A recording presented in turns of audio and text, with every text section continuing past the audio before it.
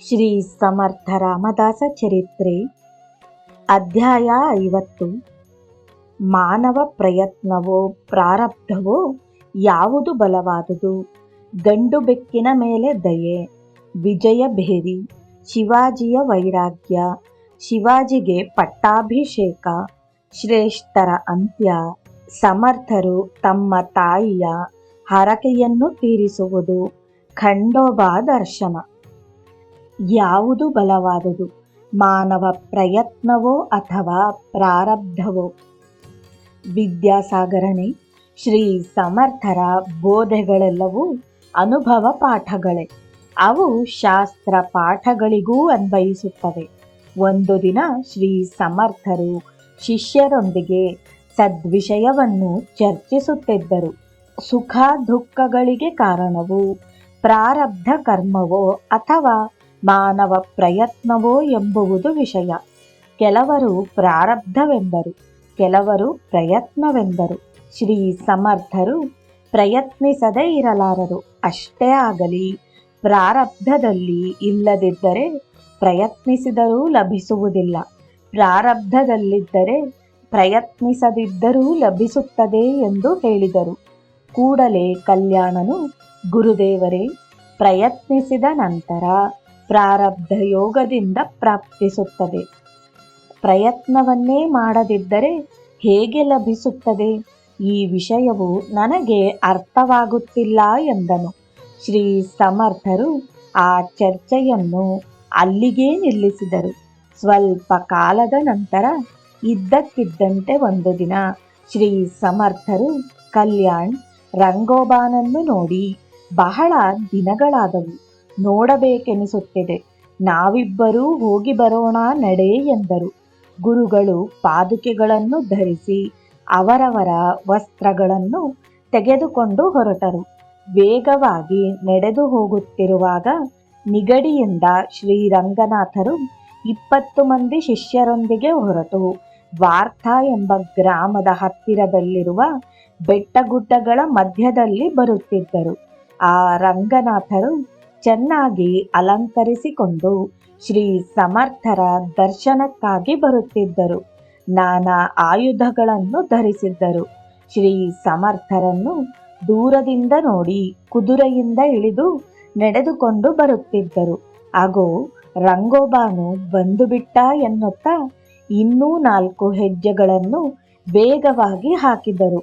ಫೋಂಡಾಮ್ ಎಂಬ ಪ್ರದೇಶದಲ್ಲಿ ಗುಡ್ಡಗಳ ಬಳಿ ಭೇಟಿಯಾದರು.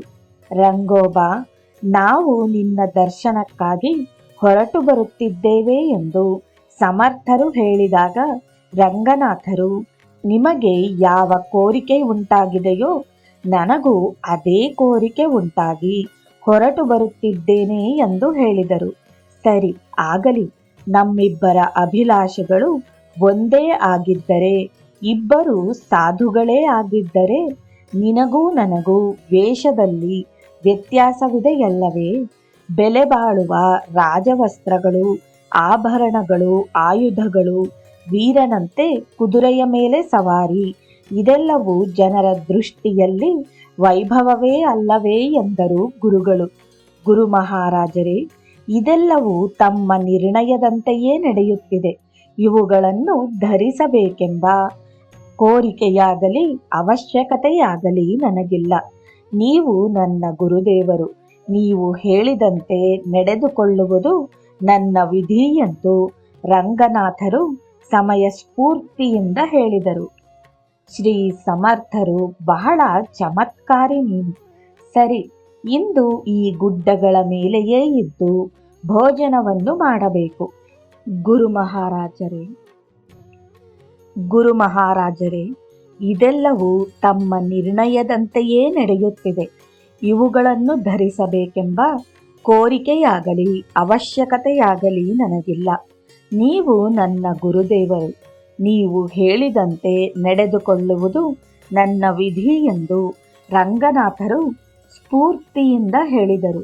ಶ್ರೀ ಸಮರ್ಥರು, ಬಹಳ ಚಮತ್ಕಾರಿ ನೀನು.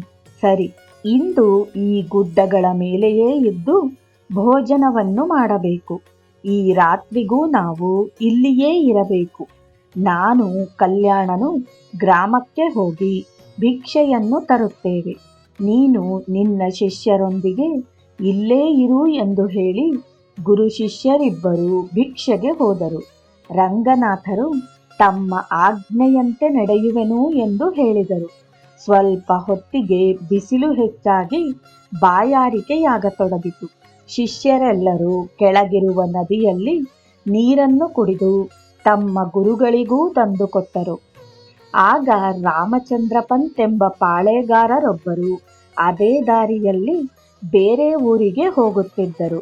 ಈ ಗುಡ್ಡದ ಮೇಲೆ ಯಾರೋ ದಾರಿ ತಿಳಿಯದೆ ನಿಂತಿರುವಂತಿದೆ. ಪಾಪ, ಕುಡಿಯಲು ನೀರೂ ಸಿಗುವುದಿಲ್ಲ ಎಂದುಕೊಳ್ಳುತ್ತಾ ಕೂಡಲೇ ಅವರ ಬಳಿಗೆ ಹೋಗಿ ನಮಸ್ಕರಿಸಿ, ಏನು ಸ್ವಾಮಿಗಳೇ, ತಮ್ಮ ಕುದುರೆಗೆ ಏನಾದರೂ ಆಗಿದೆಯೇನು? ಯಾಕೆ ಹೀಗೆ ಗುಡ್ಡದ ಮೇಲೆ ಬಿಸಿಲಿನಲ್ಲಿ ಕುಳಿತಿರುವಿರಿ ಎಂದರು. ರಂಗನಾಥರು ನಗುತ್ತಾ, ಇದು ಶ್ರೀ ಸಮರ್ಥರ ಆಜ್ಞೆ, ಅದಕ್ಕೆ ಕುಳಿತಿರುವೆ ಎಂದರು. ಅದಕ್ಕವರು, ಏನು, ಶ್ರೀ ಸಮರ್ಥರು ಇಲ್ಲಿಗೆ ಬರುವರೇ ಎಂದು ಕೇಳಿದರು.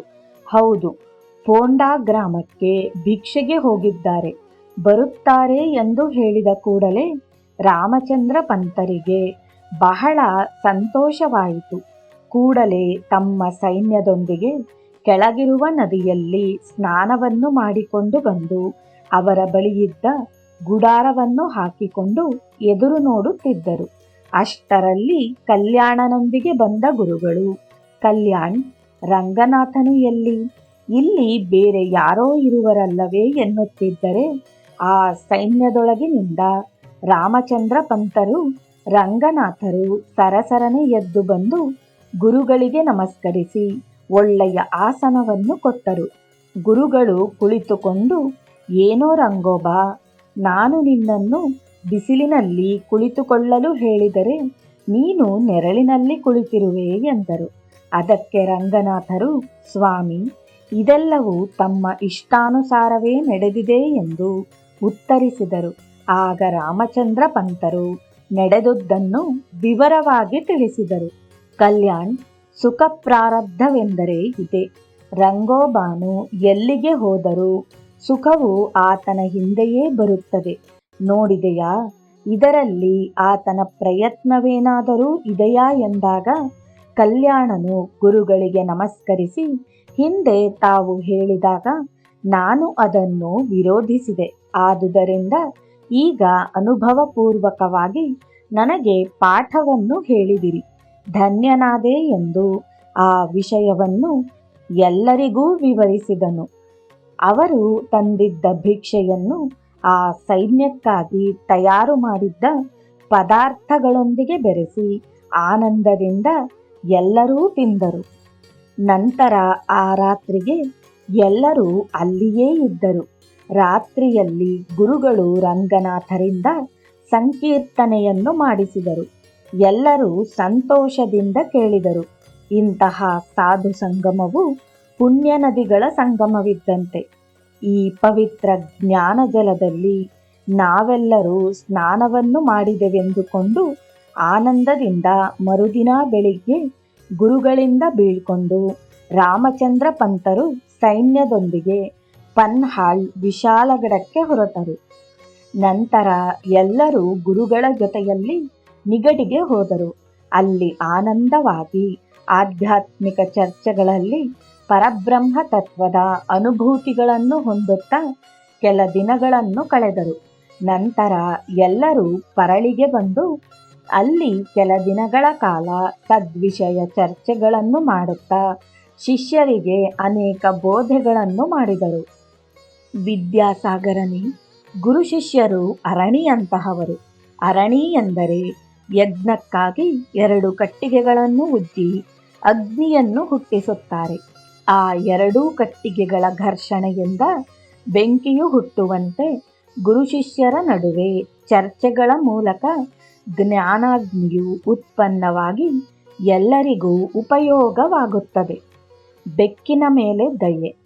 ವಿದ್ಯಾಸಾಗರನೇ, ಮಹಾತ್ಮರ ದೃಷ್ಟಿಯಲ್ಲಿ ಜಂತು, ಪಶಿ, ಪಕ್ಷಿ, ಮಾನವರೆಂಬ ಭೇದ ಭಾವವು ಇರುವುದಿಲ್ಲ. ಎಲ್ಲರಲ್ಲಿಯೂ ಎಲ್ಲದರಲ್ಲಿಯೂ ಚೈತನ್ಯ ಸ್ವರೂಪನಾಗಿರುವ ಪರಮಾತ್ಮನ ಮೇಲೆಯೇ ಅವರ ದೃಷ್ಟಿ. ಗುರುಗಳು ಪರಳಿಯಲ್ಲಿದ್ದ ದಿನಗಳಲ್ಲಿ ಒಂದು ಗಂಡು ಬೆಕ್ಕು ನೈವೇದ್ಯವನ್ನು ಮಾಡುವ ಸಮಯಕ್ಕೆ ಬರುತ್ತಿತ್ತು. ನೈವೇದ್ಯವನ್ನು ಅರ್ಪಿಸಿದ ನಂತರ ಗುರುಗಳು ರಾಮ್ ಎಂದು ಕರೆದೊಡನೆಯೇ ಹತ್ತಿರಕ್ಕೆ ಬರುತ್ತಿತ್ತು. ಅದಕ್ಕೆ ತುಪ್ಪದಿಂದಲೂ ಮೊಸರಿನಿಂದಲೂ ಬೆರೆಸಿದ ಅನ್ನವನ್ನು ತಿನ್ನಿಸುತ್ತಿದ್ದರು. ನಂತರ ಒಂದು ಪ್ರತ್ಯೇಕವಾದ ಬಟ್ಟಲಿನಲ್ಲಿ ನೀರು ಕುಡಿಸಿ ರಾಮ್ ತೃಪ್ತಿಯಾಯಿತೇ ಎಂದು ಅದನ್ನು ಲಾಲಿಸಿ ನಂತರ ಉಣ್ಣುತ್ತಿದ್ದರು. ಹೀಗೆ ನಿತ್ಯವೂ ನಡೆಯುತ್ತಿತ್ತು. ಒಂದು ದಿನ ರಾಮ ರಾಮ ಎಂದು ಎಷ್ಟು ಕರೆದರೂ ಬೆಕ್ಕು ಬರಲೇ ಇಲ್ಲ. ಏನಾಯಿತೆಂದು ಶಿಷ್ಯರನ್ನು ಕೇಳಿದರೆ ಕೆಲವರು ಅದನ್ನು ಹುಡುಕಿ ನೋಡಿ ಅದಿರುವ ಜಾಗವನ್ನು ಹೇಳಿದರು. ಸ್ವತಃ ಗುರುಗಳೇ ಅಲ್ಲಿಗೆ ಹೋಗಿ ಅದನ್ನು ಲಾಲಿಸಿ ಎತ್ತಿಕೊಂಡು ಬಂದು ನೋಡಿದರೆ ಯಾರೋ ಅದರ ಕಣ್ಣುಗಳಲ್ಲಿ ಖಾರದ ಪುಡಿಯನ್ನು ಹಾಕಿರುವಂತೆ ಅರ್ಥವಾಯಿತು. ಅದರ ಕಣ್ಣಿಂದ ನೀರು ಸೋರುತ್ತಿರುವುದನ್ನು ಗಮನಿಸಿ ಈ ಕೆಲಸವನ್ನು ಯಾರು ಮಾಡಿದರೆಂದು ಗಟ್ಟಿಯಾಗಿ ಕೇಳಿದರು. ಅದು ಬೆಳಗ್ಗೆ ಹಾಲಿನ ಪಾತ್ರೆಯಲ್ಲಿ ಬಾಯಿಯನ್ನಿಟ್ಟು ಅದಕ್ಕೆ ಬುದ್ಧಿ ಬರಲೆಂದು ಹಾಗೆ ಮಾಡಿದೆ ಎಂದು ಒಬ್ಬ ಶಿಷ್ಯನು ತನ್ನ ತಪ್ಪನ್ನೊಪ್ಪಿಕೊಂಡನು. ಆಗ ಗುರುಗಳು, ಮಕ್ಕಳೇ, ನೀವೆಲ್ಲರೂ ಶ್ರೀರಾಮನ ಸ್ವತ್ತನ್ನು ತಿನ್ನಲು ಅರ್ಹರಾಗಿದ್ದರೆ ಆ ಬೆಕ್ಕಿಗೆ ಅರ್ಹತೆಯಿಲ್ಲವೇ? ಏನು ಈ ಅನ್ಯಾಯ? ಈ ಭೂಮಿಯ ಮೇಲೆ ಎಲ್ಲ ಪ್ರಾಣಿಗಳು ಶ್ರೀರಾಮನ ಅಧೀನವೇ. ಸಕಲ ವಸ್ತು ಸಂಪತ್ತು ಶ್ರೀರಾಮನ ಸಂಪತ್ತೇ. ಯಾವ ಜೀವಿಯನ್ನು ಹಿಂಸಿಸಿದರೂ ಶ್ರೀರಾಮನನ್ನು ಹಿಂಸಿಸಿದ ಹಾಗೆಯೇ ಅಲ್ಲವೇ? ಇನ್ನು ಮುಂದೆ ಎಂದಿಗೂ ಹೀಗೆ ಮಾಡಬೇಡಿರಿ ಎಂದು ಬುದ್ಧಿಯನ್ನು ಹೇಳಿ ಆ ಬೆಕ್ಕಿನ ಕಣ್ಣುಗಳನ್ನು ಒರೆಸಿ ತುಪ್ಪವನ್ನು ಹಾಕಿ ನೀರನ್ನು ಹಾಕಿ ಸರಿಪಡಿಸಿದರು. ನಂತರ ಹಾಲು ಅನ್ನವನ್ನು ತಿನ್ನಿಸಿ ಕ್ಷಮಾಪಣೆಯನ್ನು ಹೇಳಿಕೊಂಡರು. ಅಂತಹ ಔದಾರ್ಯ ಸಂಪನ್ನರಾಗಿದ್ದರಿಂದಲೇ ಅವರ ವಾಕ್ಯವು ವೇದವಾಕ್ಕಿನಂತೆ ಕೆಲಸ ಮಾಡಿತು. ವಿಜಯಭೇರಿ. ವಿದ್ಯಾಸಾಗರನೇ, ಶ್ರೀ ಸಮರ್ಥರ ಆಜ್ಞೆಗೆ ಎದುರಿಲ್ಲವೆಂದು ಶಿವಾಜಿಯವರಿಗೆ ದೃಢವಾದ ನಂಬಿಕೆ. ಶಿವಾಜಿಯವರು ಎಲ್ಲಿ ಯುದ್ಧಕ್ಕೆ ಹೋಗಬೇಕಾದರೂ ಎಂತಹ ಸಮಸ್ಯೆಯುಂಟಾದರೂ ಶ್ರೀ ಸಮರ್ಥರನ್ನು ದರ್ಶಿಸಿ ಅವರ ಆಶೀರ್ವಾದವನ್ನು ಪಡೆದು ಹೋಗುತ್ತಿದ್ದರು. ಅದೇ ರೀತಿ ಒಂದು ಸಲ ಕರ್ನಾಟಕ ರಾಜ್ಯದಲ್ಲಿ ಸ್ವಲ್ಪ ಭಾಗವು ತಮ್ಮ ಸ್ವಾಧೀನವಾಗಲಿಲ್ಲವೆಂದು ಎರಡನೆಯ ಸಲ ದಂಡಯಾತ್ರೆಗೆ ಹೋಗುವ ಮೊದಲು ಗುರುಗಳ ದರ್ಶನಕ್ಕೆ ಬಂದರು. ಅವರಿಗೆ ನಮಸ್ಕರಿಸಿ ಯುದ್ಧಕ್ಕೆ ಅನುಮತಿಯನ್ನು ಬಯಸಿದರು. ಆಗ ಗುರುಗಳು ವಿಜಯಭೇರಿಯನ್ನು ಬಾರಿಸಿ ಅಜೇಯನಾಗಿ ತಿರುಗಿ ಬಾ ಎಂದು ಆಶೀರ್ವದಿಸಿ ಕಳುಹಿಸಿದರು. ಶಿವಾಜಿಯವರು ಅಲ್ಲಿದ್ದ ಕಾರ್ಯಕರ್ತರಿಗೆ ಮಠಕ್ಕೆ ಯಾವ ಕೊರತೆಯೂ ಬಾರದಂತೆ ನೋಡಿಕೊಳ್ಳಲು ಹೇಳಿ ಹೊರಟು ಹೋದರು. ಶಿವಾಜಿಯ ಹೆಸರನ್ನು ಕೇಳಿದೊಡನೆಯೇ ಅನೇಕ ಸಣ್ಣ ಪುಟ್ಟ ರಾಜರು ಅವರೊಂದಿಗೆ ಸ್ನೇಹವನ್ನು ಬೆಳೆಸಲು ಉತ್ಸುಕರಾಗಿದ್ದರು. ವಿರೋಧಿಸಿದವರನ್ನು ಸೆದೆಬಡಿದು ಆ ರಾಜ್ಯಗಳನ್ನು ಬೇರೆ ಸಾಮಂತ ರಾಜರಿಗೆ ಒಪ್ಪಿಸುತ್ತಾ ದಿಗ್ವಿಜಯ ಯಾತ್ರೆಯನ್ನು ಮಾಡಿ ಕೊನೆಯಲ್ಲಿ ಶ್ರೀಶೈಲ ಯಾತ್ರೆಗೆ ಹೊರಟರು. ಶಿವಾಜಿಯ ವೈರಾಗ್ಯ. ಶ್ರೀಶೈಲ ದರ್ಶನವನ್ನು ಮಾಡಿ ಕದಳೀವನಕ್ಕೆ ಹೋದರು. ಅಲ್ಲಿರುವ ದತ್ತ ಪಾದುಕೆಗಳನ್ನು ನೋಡಿದೊಡನೆಯೇ ವೈರಾಗ್ಯವು ಉದಯಿಸಿತು. ಮಂತ್ರಿ ಪರಿವಾರವನ್ನು ಕುರಿತು, ನೀವೆಲ್ಲರೂ ಹಿಂತಿರುಗಿ ಹೋಗಿರಿ. ಗುರುಗಳಿಗೆ ನಾನಿಲ್ಲಿ ತಪಸ್ಸನ್ನು ಮಾಡುತ್ತಿದ್ದೇನೆಂದು ತಿಳಿಸಿರಿ. ರಾಜ್ಯ ಭಾರವನ್ನು ಅವರ ಆದೇಶದಂತೆ ಮಾಡಿಕೊಳ್ಳಿರಿ. ನಮ್ಮ ರಾಜ್ಯಕ್ಕೆ ಅವರೇ ಮಹಾರಾಜರು. ಆದುದರಿಂದ ಅವರ ಸಲಹೆಯ ಮೇರೆಗೆ ಎಲ್ಲ ವ್ಯವಹಾರಗಳನ್ನು ಮಾಡಿರಿ ಎಂದು ಬೋಧಿಸಿದರು. ಮಂತ್ರಿಗಳು ಸೈನಿಕರೂ ಖಿನ್ನರಾದರು. ಅವರಲ್ಲಿ ಸನ್ನಿಹಿತನಾದ ಒಬ್ಬ ಮಂತ್ರಿಯು, ಮಹಾಪ್ರಭುವೆ, ತಾವು ಗುರುಗಳ ಅನುಮತಿಯನ್ನು ಪಡೆದಿರುವುದು ಯುದ್ಧವನ್ನು ಮಾಡಿ ವಿಜಯವನ್ನು ಸಾಧಿಸುವುದಕ್ಕಾಗಿಯೇ ಹೊರತು ತಪಸ್ಸಿಗಾಗಿ ಅಲ್ಲ. ನಾವು ತಮ್ಮ ಸೇವಕರು, ತಮ್ಮ ಆಜ್ಞೆಯನ್ನು ಪಾಲಿಸುತ್ತೇವೆ. ಆದರೆ ಗುರುಗಳಿಗೆ ನಾವೇನು ಹೇಳಬಲ್ಲೆವು? ತಾವು ಬಂದು ಎಲ್ಲ ವಿಷಯಗಳನ್ನು ನಿರ್ಣಯಿಸಬೇಕು ಎಂದಾಗ ಶಿವಾಜಿಯವರು, ಈ ಪ್ರದೇಶವು ತಪಸ್ಸಿಗೆ ಅನುಕೂಲವಾಗಿದೆ. ಶ್ರೀ ಸಮರ್ಥರ ಅನುಗ್ರಹವಿಲ್ಲದಿದ್ದರೆ ನಾನಿಲ್ಲಿಗೆ ಬರಲಾಗುತ್ತಿರಲಿಲ್ಲ. ಇದೆಲ್ಲವೂ ಅವರ ಕೃಪೆಯೇ ಎಂದುಕೊಳ್ಳುತ್ತಿದ್ದೇನೆ ಎಂದರು. ಎಷ್ಟು ಹೇಳಿದರೂ ಕೇಳುತ್ತಿಲ್ಲವೆಂದು ರಘುನಾಥರಾವ್ ಎಂಬ ಸೇನಾ ನಾಯಕನು ಕೈಗಳನ್ನು ಜೋಡಿಸಿ, ಪ್ರಭುವೇ, ತಾವು ಭವಾನಿ ಮಾತೆಯನ್ನು ಪ್ರಾರ್ಥಿಸಿ ಸರಿಯಾದ ನಿರ್ಣಯವನ್ನು ಮಾಡಿದರೆ ಚೆನ್ನಾಗಿರುತ್ತದೆ. ಆ ತಾಯಿಯ ದಯಾದೃಷ್ಟಿಯಿಂದಲೇ ಅಲ್ಲವೇ ನಾವು ಸಾಮ್ರಾಜ್ಯವನ್ನು ಸ್ಥಾಪಿಸಿರುವುದು ಎಂದು ವಿನಂತಿಸಿದನು. ಶಿವಾಜಿಯವರು ಭವಾನಿ ಮಾತೆಯನ್ನು ಪ್ರಾರ್ಥಿಸಿದರು. ಆ ಸಮಯದಲ್ಲಿ ಗುರುಗಳು ಧ್ಯಾನದಲ್ಲಿದ್ದರು. ದೇವಿಯನ್ನು ಪ್ರಾರ್ಥಿಸಿದರು. ದೇವಿಯು ಶಿವಾಜಿಯ ಹೃದಯದಲ್ಲಿ ಪ್ರಕಾಶಿಸಿ, ನೀನು ರಾಜ್ಯವನ್ನು ಸುಸ್ಥಿರವಾಗಿ ಪಾಲಿಸಬೇಕು. ತಪಸ್ಸು ಬೇಡ, ಕೂಡಲೇ ಹೋಗಿ ಪಟ್ಟಾಭಿಷಕ್ತನಾಗು ಎಂದು ಪ್ರಬೋಧಿಸಿದಳು. ನಂತರ ಆ ತಾಯಿಯ ಆಜ್ಞಾನುಸಾರವಾಗಿ ಪರಿವಾರದೊಂದಿಗೆ ಹಿಂತಿರುಗಿ ಬಂದು ವಿಜಯೋತ್ಸವವನ್ನು ಆಚರಿಸಲು ನಿಶ್ಚಯಿಸಿ ಮೊದಲು ಗುರುಗಳ ದರ್ಶನಕ್ಕಾಗಿ ಮಠಕ್ಕೆ ಹೋದರು. ಗುರುಗಳಿಗೆ ನಡೆದುದೆಲ್ಲವನ್ನೂ ವಿವರಿಸಿದರು. ಗುರುಗಳು ಪಕಪಕನಕ್ಕೂ, ನೀನು ಮಾಡುತ್ತಿರುವ ತಪಸ್ಸನ್ನು ಇಲ್ಲಿಯವರೆಗೂ ತಿಳಿದುಕೊಳ್ಳಲಿಲ್ಲವೇ ಎಂದು ಹಾಸ್ಯವನ್ನು ಮಾಡಿದರು. 2 ದಿನಗಳು ಇಲ್ಲಿಯೇ ಇರುವಂತೆ ಹೇಳಿ ಮುಂದಿನ ಕಾರ್ಯವನ್ನು ಸೂಚಿಸಿದರು. ಗಾಗಾ ಭಟರನ್ನು ಕರೆಸು, ಪಟ್ಟಾಭಿಷೇಕಕ್ಕೆ ಮುಹೂರ್ತವನ್ನು ನಿರ್ಣಯಿಸಲು ಹೇಳು. ನೀನು ಈಗ ಛತ್ರಪತಿಯಾಗಿ ರಾಜ್ಯವನ್ನು ಆಳಬೇಕು. ಅದೇ ನಿನ್ನ ಕರ್ತವ್ಯವೆಂದು ನಿರ್ದೇಶಿಸಿ ಬೀಳ್ಕೊಟ್ಟರು. ಗುರುವಾಜ್ಞೆಯಂತೆ ಶಿವಾಜಿಯವರು ಪ್ರತಾಪಗಢಕ್ಕೆ ಹೋಗಿ ಅಲ್ಲಿಂದ ರಾಯಗಢಕ್ಕೆ ಹೋದರು. ಶಿವಾಜಿಯವರ ಪಟ್ಟಾಭಿಷೇಕ, ಛತ್ರಪತಿ ಬಿರುದು. ವಿದ್ಯಾಸಾಗರನೇ, ಗುರು ಶಿಷ್ಯರ ಸಂಬಂಧದಲ್ಲಿ ಹೇಳಿಕೊಳ್ಳಬೇಕಾದ ವ್ಯಕ್ತಿಗಳೆಂದರೆ ಶ್ರೀ ಸಮರ್ಥರು ಮತ್ತು ಶಿವಾಜಿಯವರು. ಅಂತಹ ಗುರುಗಳು, ಅಂತಹ ಶಿಷ್ಯನು ನ ಭೂತೋ ನ ಭವಿಷ್ಯತಿ ಎಂದು ಹೇಳಬಹುದು.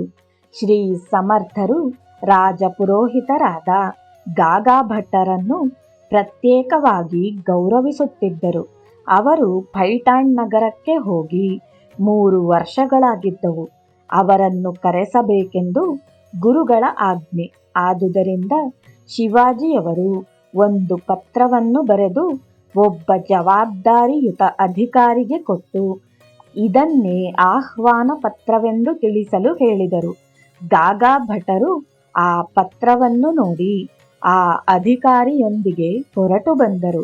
ಶಿವಾಜಿಯವರು ಗೌರವದಿಂದ ಆದರಿಸಿ ರಾಯಗಢಕ್ಕೆ ಕರೆದುಕೊಂಡು ಹೋದರು. ಅಲ್ಲಿಂದ ಇಬ್ಬರು ಗುರುಗಳ ದರ್ಶನಕ್ಕೆ ಬಂದರು. ಸಮರ್ಥರು ಆಶೀರ್ವದಿಸುತ್ತಾ, ಗಾಗಾ ಭಟರೇ, ನಮ್ಮ ಶಿವಾಜಿಯು ಛತ್ರಪತಿಯಾಗಿರುವನು. ಶುಭ ಮುಹೂರ್ತದಲ್ಲಿ ಮಹಾ ಸಾಮ್ರಾಜ್ಯ ಪಟ್ಟಾಭಿಷೇಕವನ್ನು ಮಾಡಿಸಿರಿ. ರಾಜ್ಯದ ತುಂಬ ಶಾಂತಿ ಭದ್ರತೆಗಳು ಮನೆ ಮಾಡಿಕೊಳ್ಳುತ್ತವೆ. ಎಲ್ಲರಿಗೂ ಆಹ್ವಾನ ಪತ್ರಿಕೆಗಳನ್ನು ಕಳುಹಿಸಿರಿ. ನೀವೇ ಎಲ್ಲ ಕಾರ್ಯಭಾರವನ್ನು ವಹಿಸಿ ಬ್ರಾಹ್ಮಣರಿಗೆ ಸನ್ಮಾನಗಳನ್ನು ಮಾಡಿಸಿ ಎಲ್ಲರ ಆಶೀರ್ವಾದಗಳನ್ನು ಕೊಡಿಸಿರಿ ಎಂದು ಗಾಗಾ ಭಟರಿಗೆ ಕಾರ್ಯಕ್ರಮದ ಜವಾಬ್ದಾರಿಯನ್ನು ಒಪ್ಪಿಸಿದರು. ಗಾಗಾ ಭಟರು ಸಂತೋಷದಿಂದ ಕಾರ್ಯವನ್ನು ನಿರ್ವಹಿಸುತ್ತೇನೆಂದರು. ಎಲ್ಲ ಏರ್ಪಾಟುಗಳೂ ನಡೆದವು. ಪಟ್ಟಾಭಿಷೇಕವು ಹತ್ತಿರವಾಗುತ್ತಿದ್ದಂತೆ ಶಿವಾಜಿಯವರು ಪರಳಿಗೆ ಬಂದು ಗುರುಗಳನ್ನು ದರ್ಶಿಸಿದರು. ಗುರುಗಳು, ಶಿವಾಬಾ, ಏನು ಆಲೋಚಿಸುತ್ತಿರುವೆ ಎಂದರು. ಪಾದಾಭಿವಂದನೆಯನ್ನು ಮಾಡಿ ಕೈಗಳನ್ನು ಜೋಡಿಸಿಕೊಂಡು, ನನ್ನದೊಂದು ಸಣ್ಣ ಕೋರಿಕೆ, ಅನುಮತಿಸುತ್ತೇನೆಂದರೆ ಹೇಳುತ್ತೇನೆ ಎಂದು ಪ್ರಾರ್ಥಿಸಿದರು. ಗುರುಗಳು ಇಷ್ಟು ಸಂದೇಹಿಸುತ್ತಿರುವೆಯೆಂದರೆ ಅದು ಏನೋ ಕಠಿಣವಾಗಿರಬಹುದು ಎಂದರು. ಶಿವಾಜಿಯವರು, ಇಲ್ಲ ಗುರುದೇವರೇ, ತಮಗದು ಕಠಿಣವಾದುದಲ್ಲ ಎಂದರು. ಹಾಗಾದರೆ ಹೇಳು ಎಂದರು. ಈ ದೇಹವು ನನ್ನ ಜೀವನವು, ಈ ರಾಜ್ಯವು ನನ್ನ ಸರ್ವಸ್ವವು ತಮ್ಮ ಅನುಗ್ರಹ ರೂಪವಾಗಿವೆ.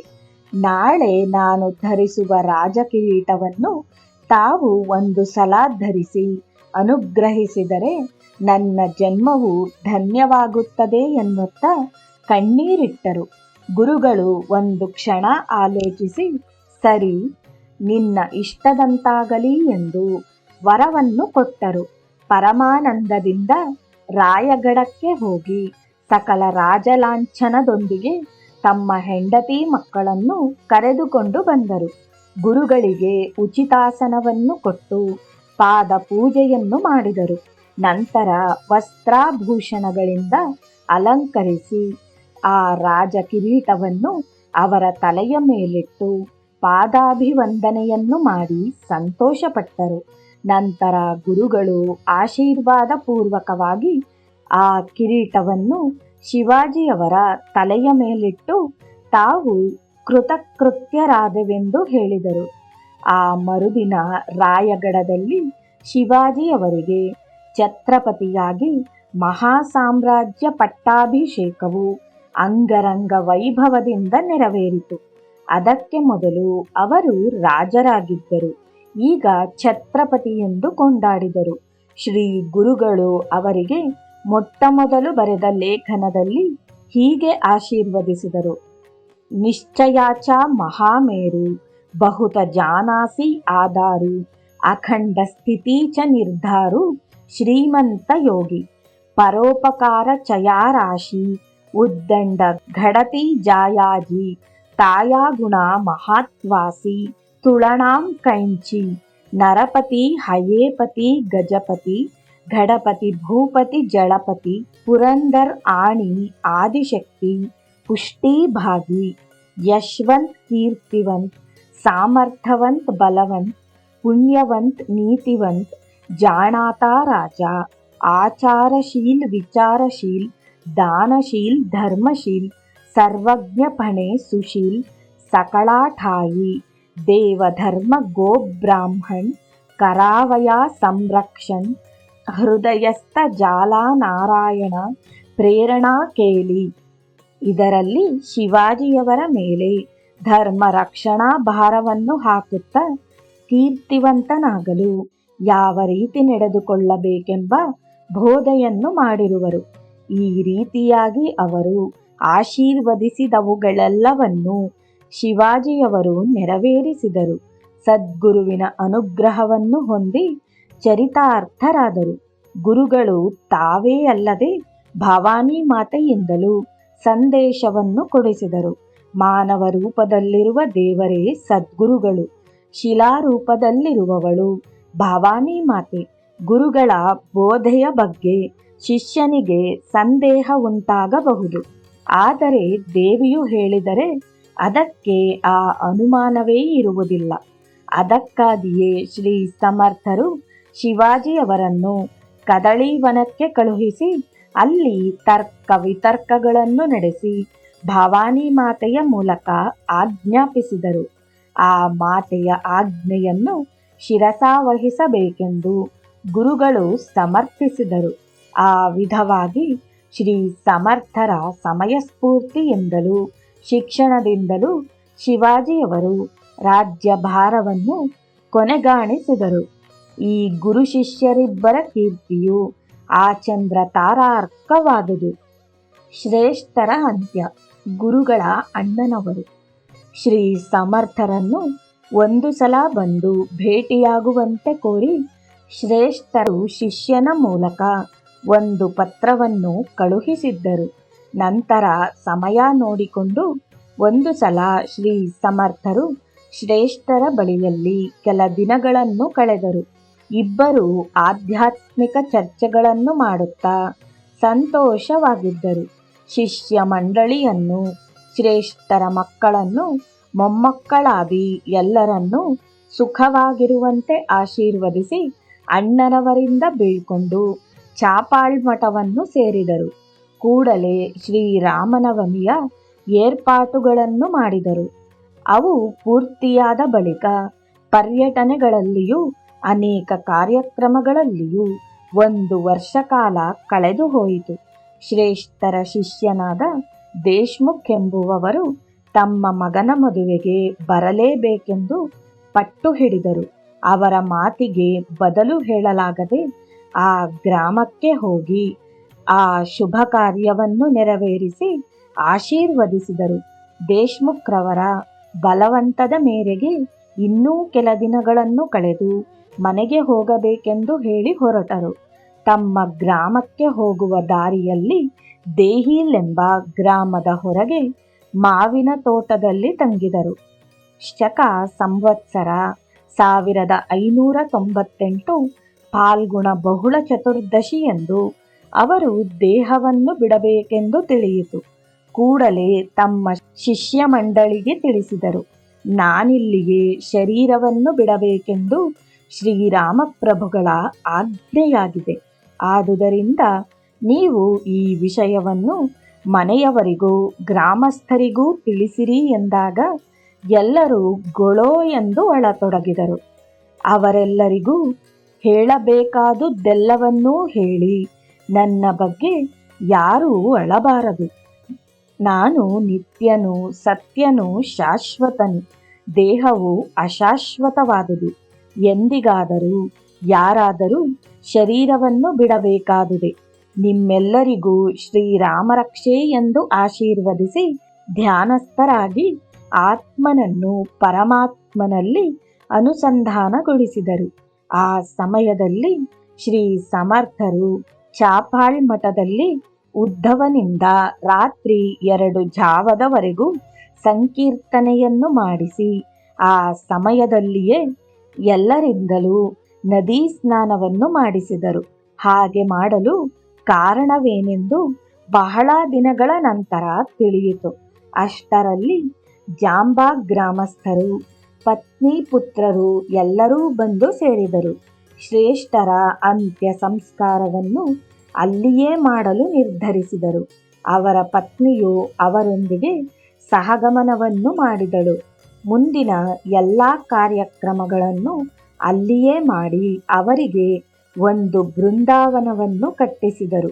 ಇಂದಿಗೂ ಅಲ್ಲಿ ಒಂದು ನಂದಾದೀಪವು ಬೆಳಗುತ್ತಿರುತ್ತದೆ.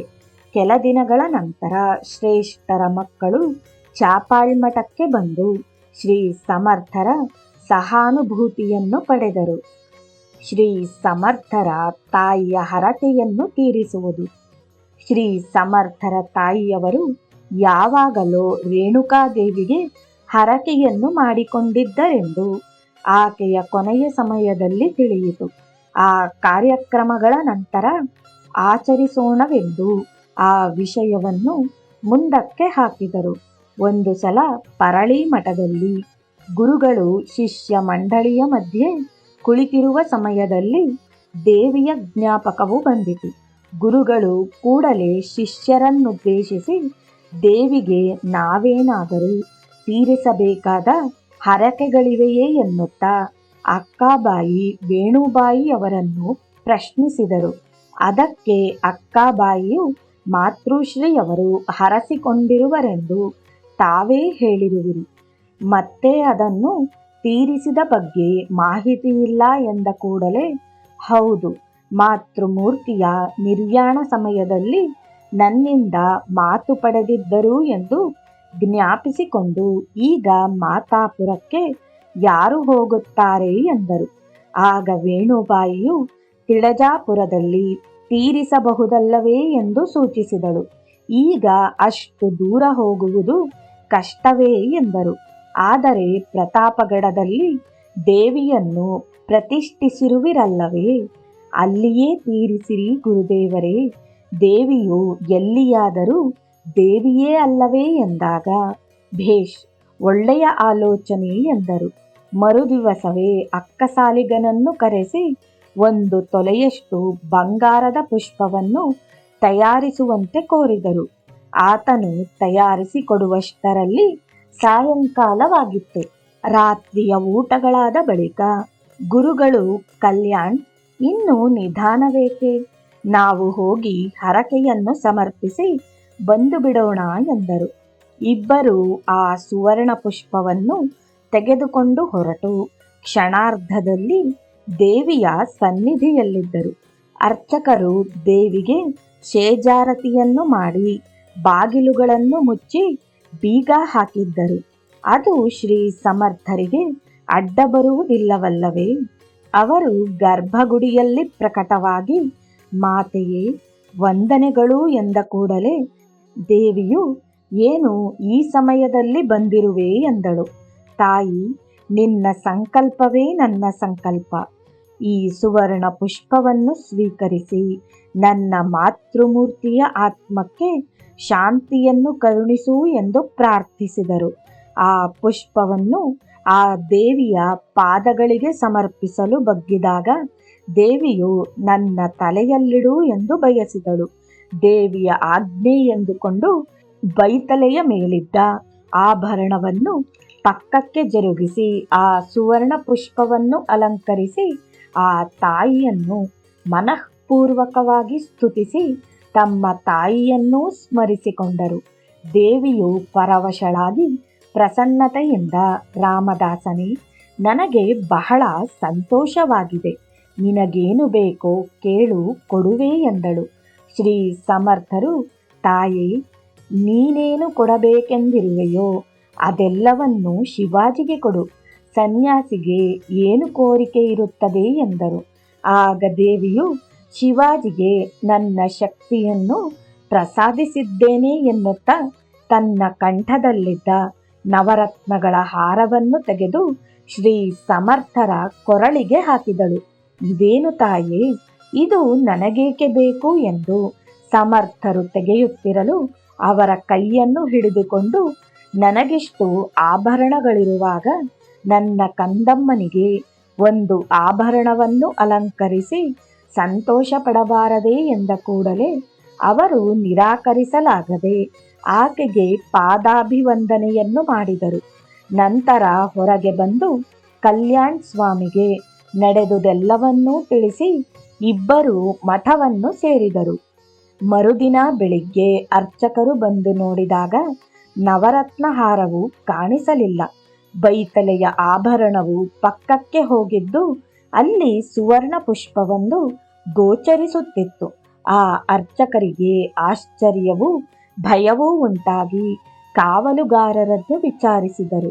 ಹಾಕಿದ ಬಾಗಿಲು ಹಾಕಿದಂತೆಯೇ ಇದ್ದರೂ ಈ ಘಟನೆಯು ಹೇಗೆ ನಡೆಯಿತೋ ಎಂದುಕೊಂಡು ರಾಜರಿಗೆ ದೂರು ಕೊಟ್ಟು ಕಳ್ಳರನ್ನು ಹಿಡಿದು ಶಿಕ್ಷಿಸಬೇಕೆಂದು ಮನವಿಯನ್ನು ಮಾಡಿದರು. ಶಿವಾಜಿಯವರು ಆ ಕಾವಲುಗಾರನನ್ನೇ ಶಿಕ್ಷಿಸಲು ವಿಚಾರಿಸುತ್ತಿದ್ದರು.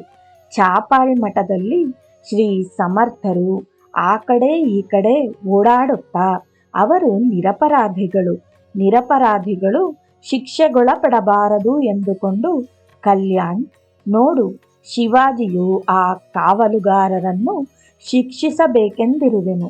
ನೀನು ಈಗಲೇ ಹೋಗಿ ಈ ನವರತ್ನ ಹಾರವನ್ನು ರಾಜನಿಗೆ ಕೊಟ್ಟು ನಡೆದ ವಿಷಯವನ್ನು ತಿಳಿಸಿ ಬಂದು ಬಿಡು ಎಂದರು. ಸ್ವಾಮಿ ತಮ್ಮ ಆಜ್ಞೆ ಎಂದು ಹಾರವನ್ನು ತೆಗೆದುಕೊಂಡು ಕ್ಷಣದಲ್ಲಿ ಮಾಯವಾದನು.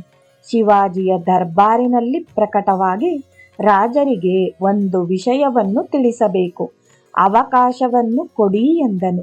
ಶಿವಾಜಿಯವರು ಎದ್ದು ಕಲ್ಯಾಣ್ ಸ್ವಾಮಿಗೆ ಪಾದಾಭಿವಂದನೆಯನ್ನು ಮಾಡಿದರು. ಉಚಿತಾಸನದಲ್ಲಿ ಕುಳಿತುಕೊಳ್ಳಲು ಹೇಳಿದರೆ ಗುರುವಾಜ್ಞೆ ಇಲ್ಲವೆಂದನು.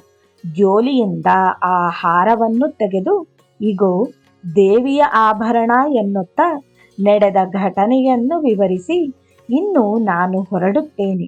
ನಿರಪರಾಧಿಗಳನ್ನು ಶಿಕ್ಷಿಸಬಾರದೆಂದು ಗುರುಗಳ ಆಜ್ಞೆ ಎಂದ ಕೂಡಲೇ ಶಿವಾಜಿಯವರು ತಲೆ ತಗ್ಗಿಸಿದರು. ನಾನು ತಪ್ಪು ಮಾಡಿದೆ. ಗುರುಗಳಿಗೆ ದೇವಿಯು ಸ್ವತಃ ಕೊಟ್ಟ ಹಾರವಿದು. ಇದನ್ನು ನಾನು ಮತ್ತೆ ಹಿಂಪಡೆಯುವುದು ಕ್ಷಮಿಸಲಾಗದ ಅಪರಾಧ. ನಾನು ನಿನ್ನೊಂದಿಗೆ ಬಂದು ಕ್ಷಮಾಪಣೆಯನ್ನು ಕೋರಿಕೊಳ್ಳುತ್ತೇನೆ ಎನ್ನುತ್ತಿದ್ದರೆ ನನಗೆ ಸಮಯವಿಲ್ಲ. ನೀವು ನಿಧಾನವಾಗಿ ಬನ್ನಿರಿ ಎನ್ನುತ್ತಾ ಕ್ಷಣದಲ್ಲಿ ಮಾಯವಾಗಿ ಮಠದಲ್ಲಿ ಪ್ರತ್ಯಕ್ಷನಾದನು. ನಂತರ ಶಿವಾಜಿಯವರು ಆ ಹಾರದ ಜೊತೆಗೆ ಅಪರಾಧಕ್ಕಾಗಿ ಇನ್ನಷ್ಟು ವಜ್ರವೈಡೂರ್ಯಗಳನ್ನು ತೆಗೆದುಕೊಂಡು ಗುರುಗಳನ್ನು ದರ್ಶಿಸಿ ವಂದಿಸಿದರು. ತಮ್ಮ ತಪ್ಪನ್ನು ಕ್ಷಮಿಸಬೇಕೆಂದು ಬೇಡಿಕೊಂಡು ತಂದಿದ್ದ ವಸ್ತುಗಳನ್ನು ಸಮರ್ಪಿಸಿದಾಗ ಇವೆಲ್ಲವನ್ನು ಯಾಕೆ ತಂದಿರುವೆ ಎಂದು ಕೇಳಿದರು. ದೇವಿಗೆ ಪ್ರೀತಿಪಾತ್ರರಾಗಿರುವ ತಮಗೆ ದೇವಿಯಿಂದಲೇ ಬಹುಕರಿಸಲ್ಪಟ್ಟ ಹಾರವನ್ನು ನಾನು ಹಿಂಪಡೆದರೆ ರೌರವಾದಿ ನರಕದ ಪಾಲಾಗುವೆ. ಗುರುದೇವರೇ, ನನ್ನನ್ನು ಕರುಣಿಸಿ ಇವೆಲ್ಲವನ್ನೂ ಸ್ವೀಕರಿಸಿರಿ, ಇಲ್ಲದಿದ್ದರೆ ನಾನು ರಾಜ್ಯಕ್ಕೆ ಹೋಗುವುದಿಲ್ಲ ಎಂದರು. ಶ್ರೀ ಸಮರ್ಥರು, ಶಿವಾಬಾ, ಇವೆಲ್ಲವನ್ನೂ ಖರ್ಚು ಮಾಡಿ ದೇವಿಯ ಮಂದಿರವನ್ನು ಸರ್ವಾಂಗ ಸುಂದರವಾಗಿ ಸರಿಪಡಿಸು ಎಂದು ಆಜ್ಞಾಪಿಸಿದರು. ತಮ್ಮ ಆಜ್ಞೆಯನ್ನು ತಪ್ಪದೇ ಪಾಲಿಸುವೆನು, ಆದರೆ ತಾವು ಬಂದು ಆಶೀರ್ವದಿಸಬೇಕು ಎಂದು ಕೋರಿದರು. ಶ್ರೀ ಸಮರ್ಥರು ಅಂಗೀಕರಿಸಿದ ನಂತರ ಶ್ರೇಷ್ಠರ ಮಕ್ಕಳನ್ನು ನೋಡಬೇಕೆಂದು ಬಯಸಿದರು. ಸಮರ್ಥರು ಅವರನ್ನು ತೋರಿಸಿದರು. ಜಾಂಬಾ ಗ್ರಾಮದಲ್ಲಿ ಅವರ ಮಠಕ್ಕೂ ಜಮೀನನ್ನು ಕೊಡಲಿಚ್ಛಿಸಿದ ವಿಷಯವನ್ನು ಹೇಳಿದರು. ಮುಂದೆ ಶ್ರೀ ಸಮರ್ಥರು ಶಿಷ್ಯರೊಂದಿಗೂ ಶ್ರೇಷ್ಠರ ಮಕ್ಕಳೊಂದಿಗೂ ಪ್ರತಾಪಗಡಕ್ಕೆ ಹೋಗಿ ದೇವಿಯ ದರ್ಶನವನ್ನು ಮಾಡಿಕೊಂಡಾಗ ಸಭೆಯಲ್ಲಿ ಜಾಂಬಾ ಮಠಕ್ಕೆ ಜಮೀನನ್ನು ಪ್ರಕಟಿಸಿದರು. ಸದ್ಗುರುಗಳಿಗೂ ದೇವರಿಗೂ ಇರುವ ಅವಿನಾಭಾವ ಸಂಬಂಧವು ತಿಳಿಯಿತೆ. ಖಂಡೋಬಾನಿಗೆ ಶ್ರೀ ಸಮರ್ಥರ ದರ್ಶನ.